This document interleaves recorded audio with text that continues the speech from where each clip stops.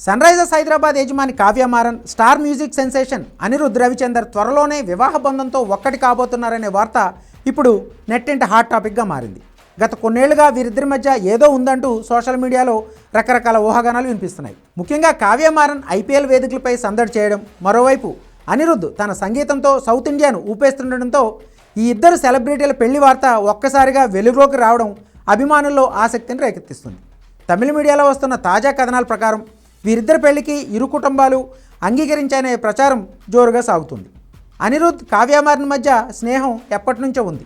Sun rise Hyderabad జట్టు కోసం అనిరుద్ ప్రత్యేకంగా మ్యూజిక్ కంపోజ్ చేయడం, అలాగే కొన్ని సందర్భాల్లో వీరిద్దరూ కలిసి కనిపించడం ఈ డేటింగ్ రొమార్లకు మరింత బలాన్ని చేకూర్చాయి. అనిరుద్ గతంలో ఒక ఇంటర్వ్యూలో తన పెళ్లి గురించి వస్తున్న వార్తలను కొట్టిపారేసినప్పటికీ తాజా పరిణామాలు చూస్తుంటే మరేదో పెద్ద వార్తే ఉండబోతుందని భావిస్తున్నారు. ముఖ్యంగా కావ్య మారన్ తండ్రి సన్ నెట్వర్క్ అధినేత కళానిధి మారన్ కుటుంబంతో అనిరుద్కు పాత పరిచయాలు ఉండడం కూడా ఈ ప్రచారానికి ఒక కారణం.